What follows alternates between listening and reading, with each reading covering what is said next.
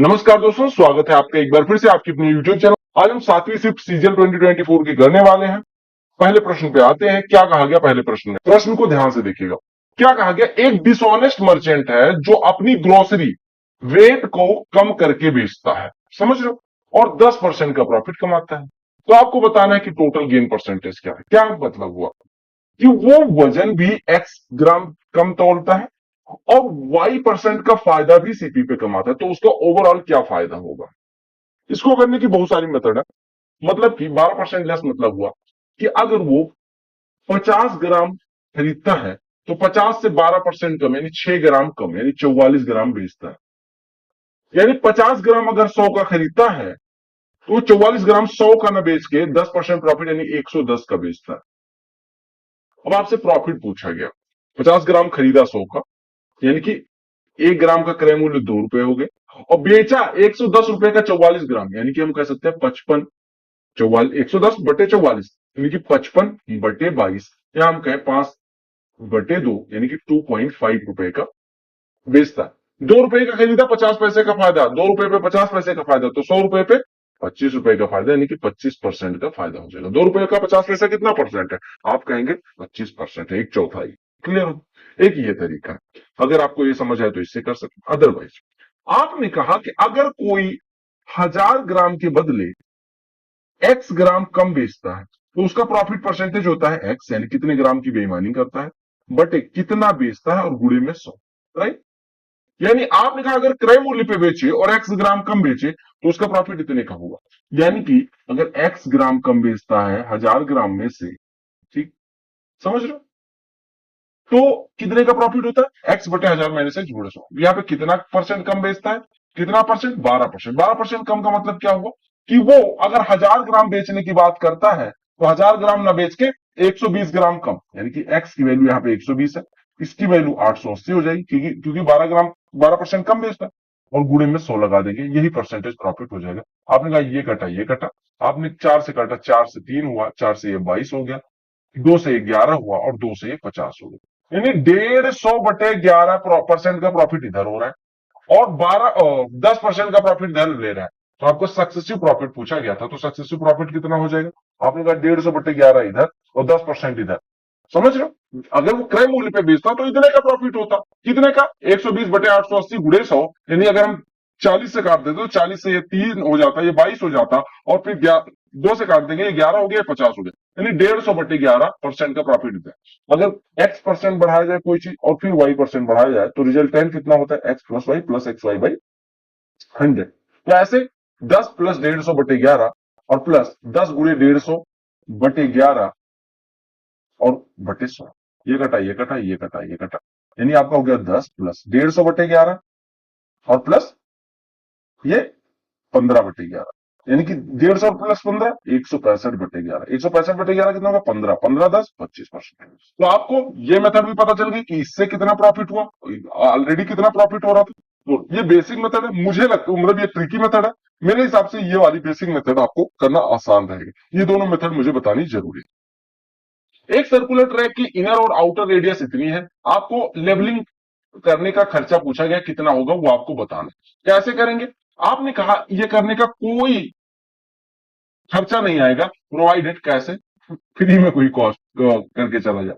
देखो, एक ट्रैक ये है, इसकी इंटरनल रेडियस ये आपको दिया गया 25 और ये दिया गया 28, राइट? अब आपने कहा एक बात बताओ कि अगर हमें ये ट्रैक का एरिया निकालना है तो ट्रैक का एरिया कितना हो जाएगा? Pi into capital R square और minus small R square. Pi into capital R यानी कि 22/7 गुणे capital R square minus small R square, तो R plus R into R minus R, यानी कि 3 गुणे 28 25 13। इतना तो हो गया एरिया। और 1 मीटर स्क्वायर को कॉस्ट मतलब लेवल करने का खर्चा 28 रुपए है, तो इतने को 28 से गुणा कर देंगे, यानी 28 से गुणा हुआ, 7 के 7 7 चौको 28, यानी कितना हो गया? 4 गुणे 22 गुणे 3 गुणे 53, राइट? तो 4 गुणे 3 अलग लिख लो और 22 गुणे 53 1166 हो जाएगा। 1166 गुणे 12 कर रहे हैं तो 12 6 72, 12 6 72 7 79, 12 के नंबर 12 7 19, 12 के नंबर 12 और 13, कितना रुपया कॉस्ट आएगा, राइट? ताकि जो टेबल है वो 100 नंबर में से कितने कितने मार्क्स ऑब्टेन करते हैं 5 स्टूडेंट 4 अलग अलग सब्जेक्ट में, वो दिखाया गया। आपसे कहा what is average marks obtain bye all 5 students in mathematics, mathematics में एवरेज कितना है। तो एवरेज कितना चाहते हैं, 5, 5 से डिवाइड कर लो सबको और जोड़ दो, या फिर सबको जोड़ के 5 से डिवाइड कर दो, एवरेज आ जाएगा। तो 95 और 85 कितना हो गया, 180 हो गया। 180 और ये 160, 340 हो गया। 340 और 75, 415 हो गया। 415 में 5 से डिवाइड कर देंगे, 83 आपका एवरेज हो जाएगा। तो आगे 30 स्टूडेंट अपियर होते हैं, 12 स्टूडेंट का एवरेज जो है वो 62 है, 12 स्टूडेंट का एवरेज 62 है, और टेस्ट का एवरेज जो है वो 62 है, and that of rest is 62। समझो, 12 स्टूडेंट का एवरेज 62 है और 18 स्टूडेंट का भी एवरेज 62 है। तो आपसे कहा गया कि एवरेज ग्रुप एवरेज क्या है, मतलब कि ग्रुप एवरेज 12 लोगों का एवरेज 62, 18 लोग जो है उनका भी 62, तो सबको जोड़ देंगे जब औसत ही बराबर है 12 का भी 18 का भी, तो आपको पता है इनका भी वजन 2 किलो, उनका भी वजन 2 किलो, सम कर देंगे तो भी एवरेज 2 किलो ही होगा, 62 ही हो जाएगा। एक सर्कल में दो कॉर्ड पीएन और पीक्यू एक दूसरे को इंटरसेक्ट करती है ओ पे, ठीक है, ये लो पीएन और पीक्यू, ओ एमएन और पीक्यू, एम एन और पीक्यू, ये किस पे इंटरसेक्ट करती है, ओ पे इंटरसेक्ट करती है। एमओ बराबर 9 दिया गया, ओ एन बराबर 5 दिया गया, ओ क्यू बराबर 6 दिया गया, तो आपको ओपी की वैल्यू निकाल। आपको पता है अगर एक वृत्त के अंदर दो जीवाएं एक दूसरे को इंटरसेक्ट करती है तो उनके छोटे भागों का गुणनफल यानी कि एमओ गुणे ओ एन यानी कि 45 बराबर 6 इंटू एक्स, यानी एक्स बराबर कितना आ जाएगा 7.5, यानी ओपी की लंबाई कितनी आ जाएगी 7.5। तो आगे इंटरेस्ट 16,000 रुपए पे सिंपल इंटरेस्ट पे 14% की रेट से उतने सालों का क्या कहा गया, interest accrued on a sum of this one length at a simple interest rate of 14% per annum for the time in those many years, which gives a simple interest of 3/5 of a certain sum at 10% each। देखो तो उतने समय में 14% की rate से 16,000 रुपए पे साधारण ब्याज क्या होगा, समय की बात कैसे, समय कैसे निकलेगा कि 10% की रेट से जितने समय में 3/5वां हिस्सा, 3/5वां हिस्सा किसी धन का 10% की रेट से कितने साल में मिलेगा। आप कहेंगे 3/5वां हिस्सा यानी 60%, तो 10% की रेट से 6 साल में 60% को किसी धन पे मिलेगा, यानी कि 6 साल का आपको इंटरेस्ट पूछा गया 16,000 पे 14% की रेट से, 16,000 पे 14% की रेट से, एक साल का 14%, तो 6 साल का 84%। 16,000 का 84% निकालने के लिए 84 गुणे 160 कर देंगे, यानी कि 0 16 चौको 64, 16 अट्ठे 128 और 6 134 हो जाएगा। कहा गया स्मॉलेस्ट नंबर बताना जिसको 999 में ऐड करने पे संख्या 99 से कंप्लीटली डिविजिबल हो जाए। आपको पता है कि 99 से अगर 999 को डिवाइड करते हैं तो 10 बार जाता है, और 990 यानी 9 से इस फल आ जाता है। अब हम क्या जोड़ें कि 999 बन जाए, 9 अगर 99 यानी 9 को 99 बनाना है तभी ये संख्या डिविजिबल होगी, यानी कि 90 जोड़ देंगे तो हमारा ये एक बार और चला जाएगा, 11 बार जाएगा। एक शॉपकीपर दिवाली पे डिस्काउंट देता है, मार्केट प्राइस 1200 है, सक्सेसिव डिस्काउंट 15% और 10% का देता है, तो आपको बताना है कि विक्रय मूल्य क्या होगा। 15 और 10 का सक्सेसिव क्या होता है, भूल जाओ सब कुछ। 1200 रुपए था, 15% का डिस्काउंट यानी 85% में बेचेगा, और 10% का डिस्काउंट यानी 9/10 का बेचेगा। 200 छक्के 1200 यानी आपका कितना हो गया, 6 गुणे 17 नवैया 153, 6 गुणे 153 918। एक्स प्लस 1/x दिया गया, x Q minus 1 x Q. सबसे पहले यहां से एक्स माइनस 1/x निकालो। एक्स माइनस 1/x क्या होता है, अंडर रूट में x square plus 1/x² minus 2 होता है नहीं होता। अब अगर एक्स प्लस 1/x दिया गया तो एक्स स्क्वायर प्लस 1/x² कितना हो जाएगा, 40 माइनस 2, ये कितना हो जाएगा 38, राइट, हो जाएगा नहीं हो जाएगा। आपने कहा x square minus x square plus 1/x² कितना हो जाएगा 38, और 38 में से 2 और घटा देना है, यानी x माइनस 1/x कितना हो जाएगा 6। क्यों, क्योंकि x इज ग्रेटर देन 1, और अगर x इज ग्रेटर देन 1 है तो 1/x हमेशा 1 से छोटा होगा, और 1 से बड़ी राशि में से अगर 1 से छोटी राशि घटाएंगे तो हमेशा पॉजिटिव होगा, यानी इसकी वैल्यू निगेटिव नहीं ले सकते। तो x माइनस 1/x 6 हो गया, और अगर x माइनस 1/x की वैल्यू a हो तो x क्यूब माइनस 1/x³ क्या होगा, a क्यूब प्लस 3 है, 6 का क्यूब 216 प्लस 3 6 18, आपका आंसर 234। इसको सॉल्व करना है आपको, एक्स वाई जेड की वैल्यू निकालनी। आपको पहला इक्वेशन दिया गया x plus 2z is equal to 3, right. दूसरा इक्वेशन दिया गया x plus 2y plus 3z is equal to 5, और तीसरा इक्वेशन दिया गया 3x minus 5z is equal to -13। अब आप इन दोनों इक्वेशन को पहले सॉल्व करके एक्स और जेड पे सॉल्व कर लो। तो अगर मैं क्या काम करता हूं, इसमें 5 से गुणा करता हूं और इसमें 3 से इससे 2 से गुणा करता हूं और घटा देता हूं, तो आपका आ जाएगा इधर से 6x minus 5x x minus 10z, जोड़ देता हूं, जोड़ दो तो 6 5 11 एक्स हो जाएगा, और माइनस 10z और प्लस 10z कट गया, ये बराबर कितना हो गया -26 प्लस 15। तो देखो इधर 2 का -13 में गुणा -26 5 या 15, -26 प्लस 15 -11, यानी x बराबर कितना आ गया -1। x बराबर -1 हो गया तो यहाँ पे पुट कर देते हैं 2z बराबर 4, यानी z बराबर कितना हो जाएगा 2। तो वो कहां पे -1 और 2 दिया गया है, y के सॉल्व करने की जरूरत भी नहीं। टेबल पढ़ो और उत्तर दो। जो टेबल है वो नंबर ऑफ कैंडिडेट जो अपीयर होते हैं मेल और फीमेल वो दिखाया गया, number of appeared candidate, number of qualified candidate, number of appeared candidate Z में कितने और कितने परसेंट क्वालिफाई होते हैं अलग अलग स्टेट में अलग अलग सालों में, ठीक है। मेल और फीमेल सबकी संख्या बताइए। Out of number of qualified student from X in 2010, यानी एक्स से 2010 में पास होने वालों की संख्या, एक्स से 2010 में पास होने वालों की संख्या क्या है, ठीक है। एक्स से 2000, ठीक है, एक्स से 2010 में पास होने वालों की संख्या ये the out of number of qualified candidates from state x in 2010, the ratio of male to female candidate is 5:7, यानी कि एक्स से 2010 में अगर n number of student pass होते हैं तो इस एन में मेल और फीमेल का जो रेशियो है वो कितना है, मेल और फीमेल का रेशियो देखो, मेल और फीमेल का 5:7, राइट। अब आपसे आगे क्या करते हैं, the number of females qualified candidate from state x is 168, यानी एक्स से जो 2010 में क्वालिफाई होने वाली फीमेल कैंडिडेट है वो 168।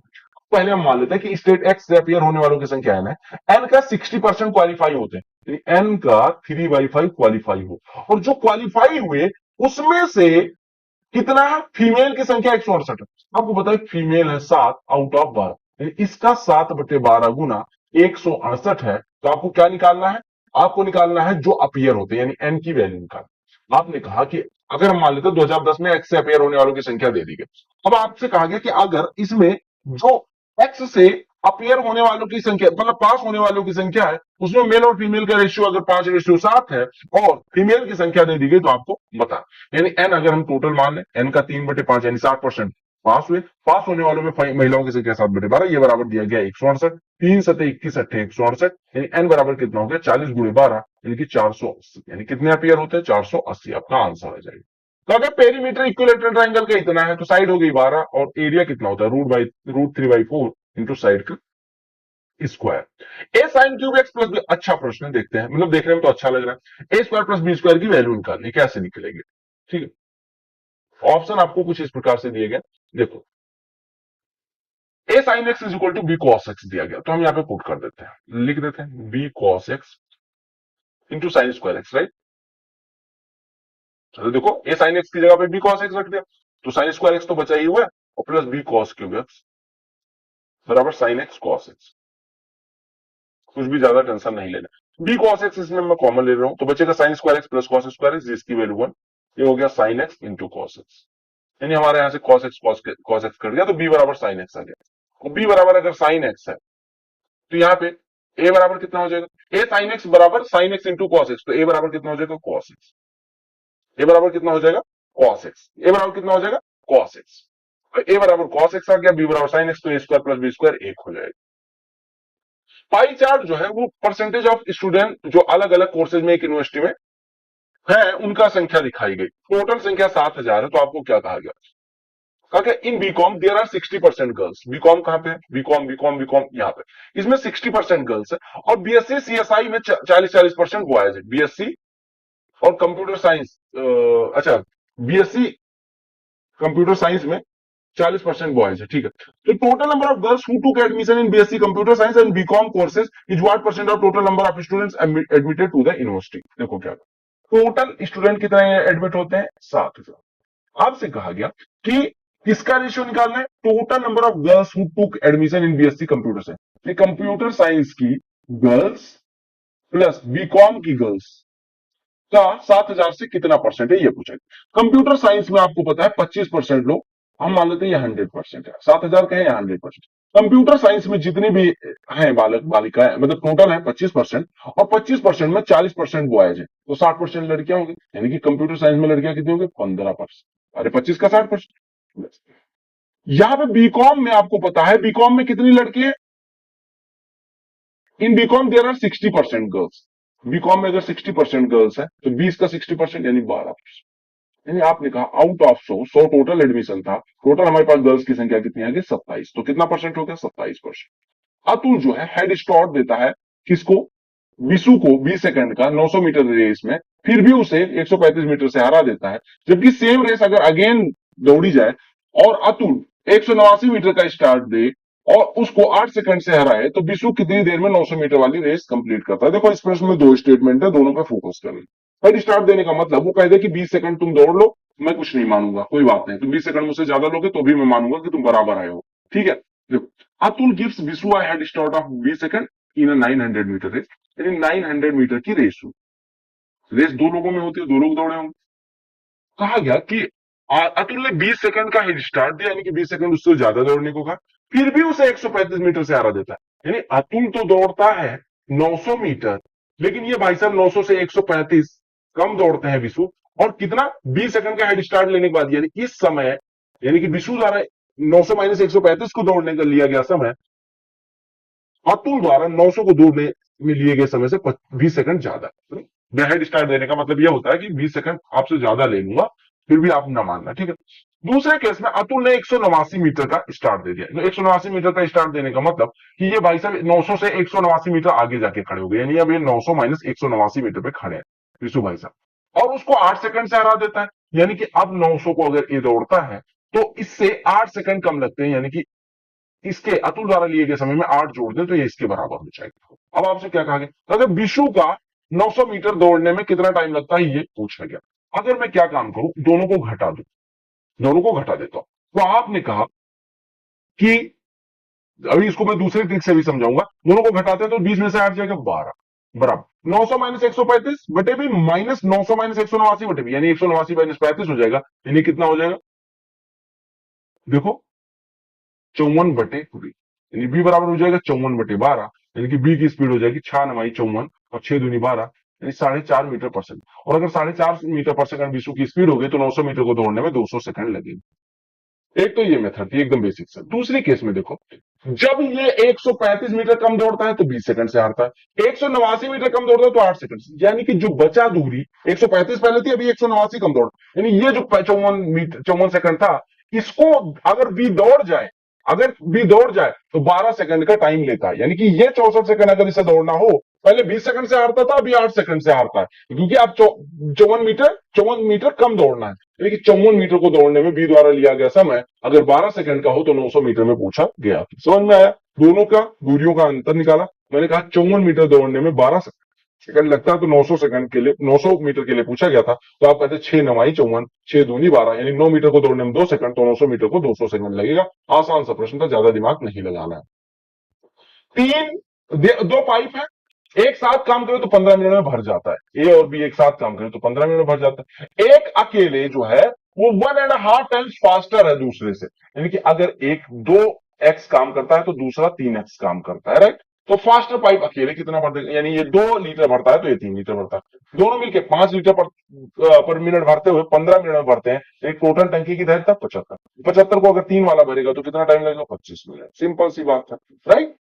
इसकी वैल्यू निकालनी है आपको। मैंने क्या बताया कि सेक थीटा बराबर कॉसेक थीटा होता है, या साइन थीटा बराबर कॉस थीटा होता है, तो सॉरी सेक थीटा बराबर कॉसेक फाई मान लेते हैं, या सेक एक्स बराबर कॉसेक वाई होता है। सेक एक्स बराबर कॉसेक, एक मिनट मिटा देता हूं, सेक एक्स बराबर कॉसेक वाई होता है, देख लो, जब एक्स प्लस वाई बराबर 90, और ऐसा साइन एक्स बराबर कॉस वाई होता है जब एक्स प्लस वाई बराबर 90। देखो यहाँ पे 90, यहाँ पे 90, दोनों 1 माइनस 1 जीरो हो जाएगा। क्या कहा गया, एक रेक्टेंगुलर कोर्ट यार्ड है जो इतना लंबा इतना चौड़ा है, इसको स्क्वायर टाइल्स सेम साइज की लगानी है। Least number of square tiles required कितनी होंगी रेक्टेंगुलर कोर्ट यार्ड को बनाने के लिए। देखो आपको लंबाई कितनी दी गई, 495 सेंटीमीटर, चौड़ाई कितनी दी गई, 1665 मीटर। इन दोनों का पहले एचसीएफ निकालते हैं, वही होगी लार्जेस्ट साइज की टाइल। तो आप 495 से 965 को डिवाइड करोगे, या 5 से काट लेते हैं, इसका फैक्टराइज करते हैं, तो ये हो गया 5 गुणे 5 से डिवाइड करो, 5 9 45, 5 9 45, यानी कि 9 गुणे 11, ये हो जाएगा फैक्टर इसका। 5 से इसको काटते हैं, तो 5 से काटेंगे, 5 तिया 15, 5 तिया 15, 5 गुणे 333, फिर 3 लिखेंगे, बचेगा 111, फिर 3 लिख देंगे, 37 बचेगा, यानी ये हो गया इसका फैक्टर। अब आपको इन दोनों का एचसीएफ निकालना था, तो 5 गुणे 9 इधर भी आ रहा है, 5 गुणे 9 इधर भी आ रहा है, यानी कि 45 सेंटीमीटर लंबाई चौड़ाई की हम मुर्गाकार टाइल लगा सकते हैं। अब पूछा गया था कितनी टाइलें लगानी है, तो आप कहेंगे 495 गुणे 1665 टोटल एरिया बटे एक का एरिया, आप कहेंगे एक का एरिया हो गया 45 गुणे 45, ये तो हो गया। आपने कहा कि एक वर्गाकार टाइल का जो साइड है वो 45 सेंटीमीटर का है, तो एरिया कितना हो जाएगा 45 गुणे 45, यानी टोटल एरिया बटे में 45 गुणे 45। तो 15 से काटेंगे 15 या 45, या 45 से काटोगे तो इसको 11 बचेगा, 45 से इसको काटोगे तो 37 बचेगा। तो आप 11 गुणे 37 कर लेना, 407 हो जाएगा। अब आप कहेंगे कि इसकी शॉर्ट ट्रिक क्या हो सकती है। आपने कहा जब एचसीएफ निकालो तो यहाँ क्या बचा 11, यहाँ क्या बचा 37, बस दोनों को गुणा कर देना तो ही आ जाएगा नंबर ऑफ टाइम्स, बस सिंपल सी बात। मुर्दुला अपनी जॉब स्टार्ट करती है कुछ सैलरी से और कुछ इंक्रीमेंट पाती है। उसकी सैलरी इतनी थी, 6 साल बाद सर्विस के इतना रुपया, आफ्टर 15 ईयर्स फाइनल हर एनुअल इंक्रीमेंट। क्या कहा गया कि एक sorry, if her salary was 28400 after 6 years of service. देखो हम मान लेते हैं कि एक्स उसकी फिक्स इनकम थी और हर साल वाई बढ़ता है, तो 6 साल में कितना बढ़ा होगा, एक्स प्लस 5 वाई। एक साल कंप्लीट होता है इतना, एक्स प्लस 5 वाई बराबर 28,400, राइट। ऐसे 15 साल बाद यानी एक्स तो पहले साल मिला होगा और 14 वाई की वृद्धि हुई होगी, तो 52,997। तो आपने कहा कि कुछ लोग कहेंगे कि हर साल वाई वाई बढ़ता है, तो पहले साल तो एक्स ही मिला है ना, तो इसमें 6 साल में 5 वाई की वृद्धि हो, ऐसे 15 साल में 14 वाई की वृद्धि। इन दोनों को घटाते हैं तो हम कह सकते हैं 9 वाई इज इक्वल टू 28 में से 52 में से 24 जाएगा, 52 में से 28 जाएगा, 24 बचेगा और 597 आएगा। 9 से काटते हैं, 9 दूनी 18, 6 65, 9 7 63, 2 29, 9 3 27, 9 3 27, यानी 2733 रुपए वार्षिक वृद्धि हो जाएगी। एक रोम्बस है, रोम्बस क्या होता है, सम चतुर्भुज, ये इस तरह का रोम्बस होता है, ये रोम्बस है एबीसीडी। वो कोई इंटीरियर पॉइंट है, ओ ए बराबर ओसी है, ओ ए बराबर ओसी है, ये ओ है, ये ए है, ये सी है, ये बी है और ये डी है, ठीक है। ओ ए बराबर ओसी यानी कि एक बराबर बिंदु पे। तो कहा कि what is 5/9 of degree measure of DOB, DOB का डीओबी 5/9 क्या होगा, ठीक है। आपको मैं बता दूं कि अगर किसी किसी रोम्बस के अंदर आपको पता है दोनों डायगोनल बराबर होते हैं, दोनों डायगोनल बराबर, ये देखो ये रोम्बस हो गया, ठीक है। तो रोम्बस के लिए दोनों डायगोनल बराबर होते हैं, जरूरी है नहीं जरूरी, बट आपको एक चीज जरूरी है, कौन से रोम्बस के लिए दोनों डायगोनल बराबर होते हैं, ये होता है स्क्वायर, बस, और किसी रोम्बस के लिए जरूरी नहीं है, ठीक है। अब आप देखो कहा कि रोम्बस के मिड पॉइंट से अगर हम दूसरा रोम्बस ड्रॉ करें, आप हमेशा याद रखना कि जो रोम्बस होता है उसके जो डायगोनल्स का पॉइंट ऑफ इंटरसेक्शन होता है, उसी से दोनों सीज बराबर दूरी पे होते हैं, यानी ये दूरी इस दूरी के बराबर होती है और ये दूरी इस दूरी के बराबर होती है, ये सबको पता होना चाहिए। अगर ऐसा केस है तो क्या होगा, आप कहेंगे कि ये जो पॉइंट होगा ये डायगोनल्स का पॉइंट ऑफ इंटरसेक्शन होगा, यानी कि ये भी डायगोनल और ये दूसरा वाला डायगोनल, यानी कि बीओडी जो मिलेगा वो भी डायगोनल होगा, यानी बीओडी कोण कितना हो जाएगा 180 डिग्री का। अगर बीओडी कोण 180 डिग्री का है तो इसका 5/9 हिस्सा कितना हो जाएगा, 1/9 हिस्सा 20, 5/9 हिस्सा आप निकाल सकते हैं। आपको पता है tan ए बराबर 30, और जहां पे सी राइट एंगल है, ये ए हो गया, ये बी हो गया, ये सी हो गया।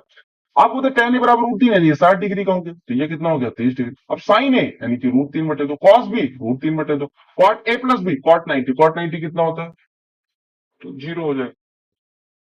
दो लोगों के बीच इलेक्शन होता है, पी को 78% टोटल वैलिड वोट का मिला, टोटल वोटर्स इतने थे, तो कहा गया कितने वैलिड वोट क्यू को मिले अगर 10% वोटर्स वोट ही नहीं डालते और 15% पोल का इनवैलिड हो जाता है। देखो आपने कहा 75,60,000 वोट थे, ठीक है। इसमें से 10% वोट ही देने गए, यानी इतना वोट देने गए, और 15% इनवैलिड हो गए। 15% इनवैलिड होने का मतलब 15% इनवैलिड होने का मतलब कि इसका 17/20 वैलिड रहा, 85% वैलिड। और इसमें से एक को 78% मिल गया, तो दूसरे को कितना मिला होगा, इसका 22%, 22/100 यानी कि 11/50, 50 20 1000 हो जाएगा, गुणा करेंगे, यानी कि ये मिलके 3 zero 1 4 zero, 1 zero 2 zero 3 zero 4 zero. इसको सॉल्व करना था, ये कैलकुलेशन आपसे कौन कहा गया, ये टोटल वोट, ये जो वोट पड़े उतने की संख्या है, ये वैलिड वोट जो पड़े उनकी संख्या है। एक कैंडिडेट को इसमें से 78% मिल गया तो दूसरे को 22%, यानी कि हमने 22 से गुणा कर दिया। अब आपका यही हो गया 756 गुड़े 9 गुड़े 17 और गुड़े 11, 6 9 54, 4 7 28, 28 एकम 28, यूनिट डिजिट 8, एक ही ऑप्शन में यूनिट डिजिट 8 था, आपका आंसर आ जाएगा। बार ग्राफ जो है वो प्रोडक्शन ऑफ कॉफी दिखाता है 4 कंपनी का एबीसीडी द्वारा अलग अलग सालों में। ये देखो 4 अलग अलग साल है, 2010 11 12 और 13, और 4 कंपनियों का कलर दिखाया गया कि कितना कितना प्रोडक्शन होता है। तो कहा कंबाइंड एवरेज प्रोडक्शन 4 इयर्स का ए और सी का, यानी ए और सी का एवरेज प्रोडक्शन कंबाइंड एवरेज, ठीक है, is what percent more or less than combined average production for 4 years of companies B and D. B और डी से कंबाइंड एवरेज से कितना कम या ज्यादा। अब देखो कंबाइंड एवरेज का मतलब क्या होता है कि दोनों का एवरेज निकाल के उनका एवरेज निकाल लो, या दोनों को जोड़ के और 8 से डिवाइड कर दो, क्योंकि 4 साल है। पहले ए और सी की बात करते हैं। ए और सी मतलब कि आपको ब्लू वाले पे और इस पे फोकस करना। 60 50 110 हो गया, 110 और 90 200, 200 और 190 390, 390 और 140 यानी कि 390 और 140 यानी कि 530 हो गया, 530 और 80 610, 610 100 710, 710 और 220 930, 930 और 200 1130, 1130 और 50 1180। देखिए 1180 बटे 8 हो गया। तो हम कह सकते हैं 4 से काट देते, 4 दूनी 8 हो गया, 4 से कटेगा 4 दूनी 8 और ये 3 4 9 36 4 पंचे 20, यानी ये कितना हो गया 295 बटे 2, ये हो गया। बी और डी का कंबाइंड एवरेज निकालते हैं, यानी बचा कितना 70 120 190 190 290 290 और 70 360 460 460 हो गया, 460 और 50 510 610 810 810 1000 1070 1080 और 1280, यानी कि 1280 बटे 8 ही हो गया।